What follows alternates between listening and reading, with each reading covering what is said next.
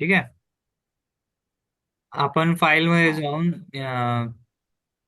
New मध्ये जाऊन family मध्ये जाऊन ही जी मेट्रिक बॅलिस्टर टेम्पलेट आहे ही ओपन करतो. हा. ठीक आहे. ओपन केल्यावरती ठीक, असं ते काही झालं. मला फ्रंट, लेफ्ट आणि टॉप व्ह्यू मिळतो. हम्म. हे जे आहे हे रेफरन्स प्लेन आहे, सेंटर फ्रंट बॅक, आणि हा टॉपचा आणि हा रेफरन्स लेवल आहे. ओके. रेफरन्स प्लेन हो. नवीन क्रिएट करायचं त्याच्यासाठी क्रिएट टॅब, त्याच्यामध्ये हम्म. in that you will have to go for the datum panel, and हम्म. you have to choose the reference plane, and the shortcut for that is RP. Okay, RP short. Oh, nice. So uh, uh, you'll there are two ways to draw the reference plane. First one is the line. So you can click anywhere by using the alignment lines. Okay, and the second option is pick हम्म. line. You specify the offset. I will specify 50 mm, and here I will click. See the difference. I had used the two lines, one from the line option, one is from the pick line. S- I- Um, I want these lines to be equal with reference to this center front back plane. Okay. This Okay. is a pin option. Why? Even if I try to drag or delete this element, it there will be no change. So Okay. pin elements are used to lock the elements. Okay. हम्म. जर मी याला click करून track केलं हे drag होईल, याला click करून track केलं हे ड्रॅग होईल, बरोबर. सो मी हे Yeah. डायमेन्शन यूज करेल. I will use the alignment dimension tool and I will give this continuous dimension like this here. Okay. So Okay. always remember, if you have a center reference plane which is locked and you are giving the dimension, and you try to hit the EQ option here, as you can see on the permanent dimension here. So if you click, हम्म. those will have the equality equation there. I'm scaling down that part. Okay, understood? हा. हा. आता आपण जितके काही त्याचा समजा हे आपण ड्रॉ करतो, जितक्या काही लाईन असतील त्या सगळ्या इक्वल वर जातात का? Oh, if I try आणि to मला मग त्यातला draw हा, कारण many lines like this, बोल. हा. okay. हम्म. See, there are many, there are first and last. Those are the fixed हम्म. element in this case. Okay. Okay. So I'm giving the dimension here like this. Okay. And I'm hitting the EQ. So those all okay, समजा inside आपण element will be adjusted equally. Okay. Okay. Yes. ठीक. चालेल. So this is the use inequality formula. And I will try to give this dimension as here above. Okay. See, to create parameter in Revit, you'll have to select that permanent dimension. And after selection of that dimension, there is one option is highlighted, label dimension. Okay. So if you click here, there is a window, there is a tool which is create parameter. Okay. So if you hit on this, you will get a parameter properties window where you can create new parameter for this element or for this family. Okay. So wherever you try to change this option and you get this option, these options are coming from this parameter window. Okay. For a model only. Yes. For model only. Yes. So hit on the create parameter button and mention what must be the parameter for this. So I will choose thickness parameter. I'll use caps, all caps, thickness. Okay. See, yesterday I told you that there are three types of properties are there in properties palette, right? First one is your type selector, this one is edit type, and this one is instance properties, right? So wherever these instance parameters are there, so to make any parameter instance, you will have to choose the instance. You will have to tick on this. Okay. And wherever you have to use this parameter as in edit type, then you will have to Hmm. click on the type option. Understood? Okay. प्रणाली तुला okay कळलं? पण आपण हे हो पण आपण हे चेंज पण करू शकतो कधी पण. हो, ते नंतर आपण चेंज करू शकतो फॅमिलीमध्ये जाऊन. ठीक आहे? ओके. हम्म. So Yeah. so this parameter is length. Okay. So that's why it automatically chooses the type of parameter for it as a length. And its discipline is common. Hmm. Why? Because you are doing the architecture part. So that's why architecture comes under the common. If you are doing the structural part, then here structure will come. If you are doing the MVP part, that HVAC part will come here. Okay, system part. So Okay. by default, these two options are taken by this parameter. Okay. If you try to create new parameter from here, then these you will have to choose. Okay. But while using this Yes. parameter and you're using on the permanent dimension, these are automatically chosen. Okay. So you'll have Okay. to group this under dimension because I want to give this as a dimension, right? So I will Hmm. hit on the type properties, and this parameter is a type of family parameter. In next chapter, I will tell you what is shared parameters. Okay. Basically, in short, I will tell you Hmm. while using this family parameter, you can change the parameter of that family. But the parameter in the quantity schedule is not used Hmm. by here by this tool. If you want the quantity for the same also, then you will have to use first you have to create the share parameter, and by choosing the share parameter option, you will have to choose that parameter from here. Okay. In a- Okay. Hmm. So I will hit the type and hit OK. See, there is a change that 100 permanent dimension is changed to thickness parameter. Okay. Understood? कळलं parameter काय बनते याच्यामध्ये? राघवने खतरनाक miss केलं आजचा topic. Clear आहे हे? तर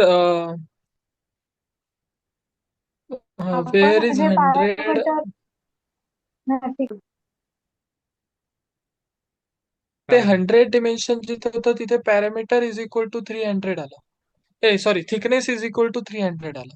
कुठे? Sorry, thickness is equal to 100 आलं. सॉरी. हम्म. ते thickness is stand for parameter, पण पॅरामीटरचं काम काय आहे? बघ, जेव्हा आपण इथे जे पॅरामीटर असतात ना ऑलरेडी बाय डिफॉल्ट ते इथे असतील. ओके. पण इथे हा जो पॅरामीटर थिकनेस हा यूज होईल. आम्ही सांगतो तुम्हाला कसं आहे. ठीक आहे. हा एक पॅरामीटर झाला आणि हा एक पॅरामीटर झाला. मी प्लॅन व्ह्यू मध्ये अजून एक असं पॅरामीटर क्रिएट करेल, रेफरन्स प्लेन क्रिएट करेल आणि त्यांचं डायमेन्शन देईल पिक लाईन मध्ये 50 mm. Hit enter. I will use those here also. Actual मध्ये तो जो पॅरामीटर आहे तो इथे मी द्यायला नाही पाहिजे होता. So I will what I will do, I will hit on the modify, I will click on this and I will do this. Okay, and hit this also. I will go into plan view. मी मुद्दाम हे delete केलं का? कारण की जर तुमचं चुकलं आणि तो पॅरामीटर तुम्हाला दुसरीकडे यूज करायचा असेल, तुम्ही तसं करू शकता. तर इथे जाईल, इथे पहिले इक्वॅलिटी अप्लाय करेल. हे इक्वल आहे, स्केल डाऊन करेल मी. ठीक आहे. आणि ही पण अशी इथे ड्रॉ करेल. याचा फुल पॅरामीटर इथे टाकेल.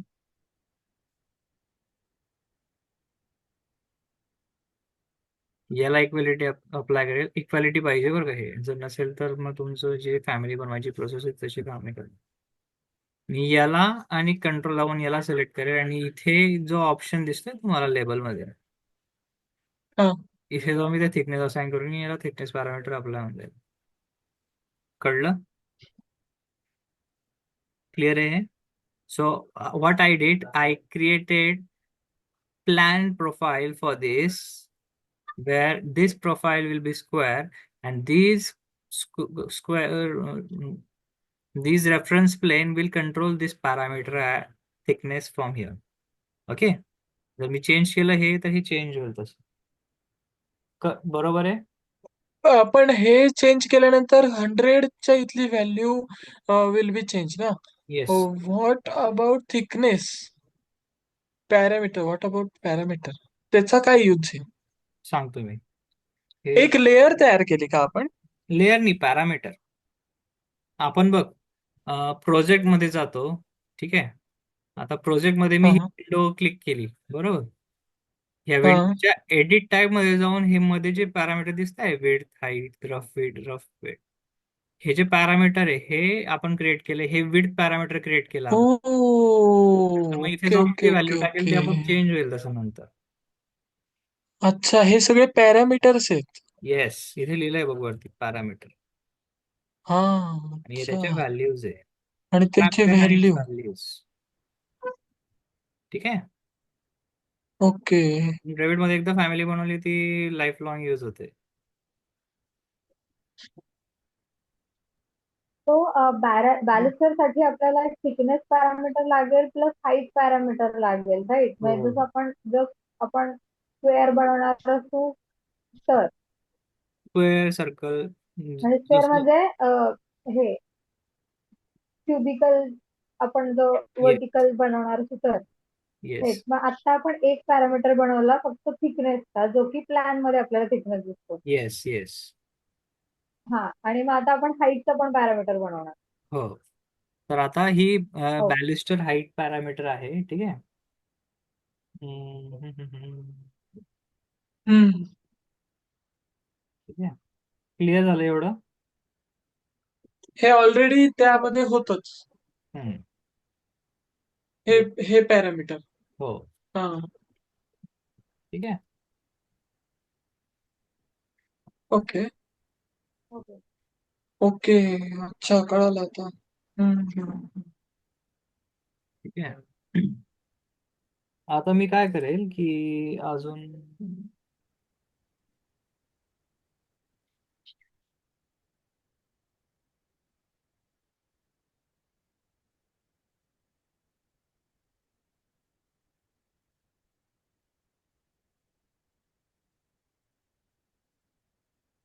तुमचा आवाज नाही येते सर.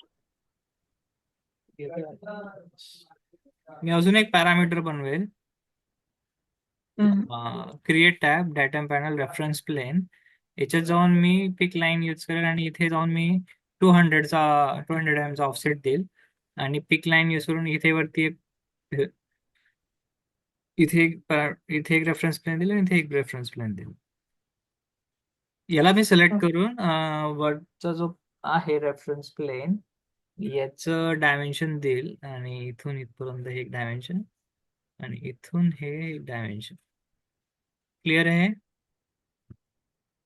हो. हा, हे कशासाठी आपण ऍड केलं? हा,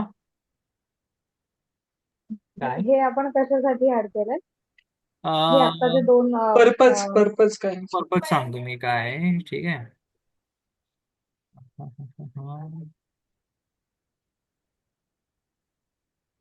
बघ, मी इथे एक बॅलिस्टर बनवेल. बॅलिस्टर, तर मी काय करेल की एक प्रोफाईल असा बनवेल.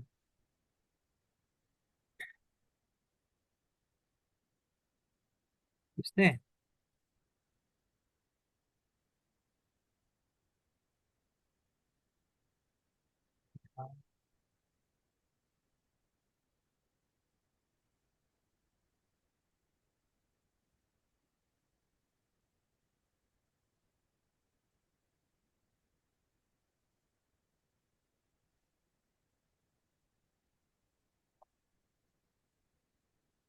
एक फोटो शेअर करतो. तुम्ही थोडस आर्क टाइप बनवताय का काही? हो, आर्ट टाईप बनवतोय. मला इथे अच्छा. ओके, तुम्हाला थोडस असं डिझाईन मध्ये रेलिंग तयार करायचंय. येस, मी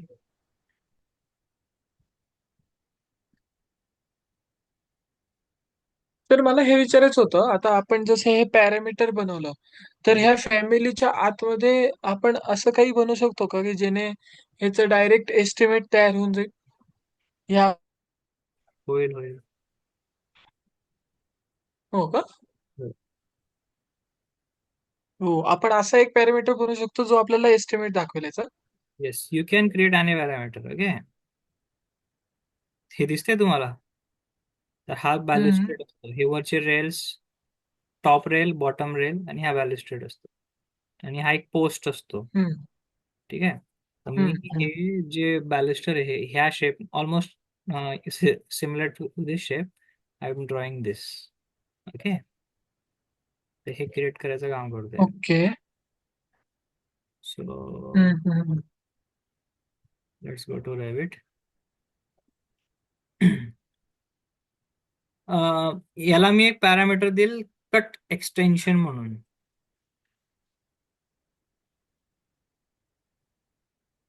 200 ला का?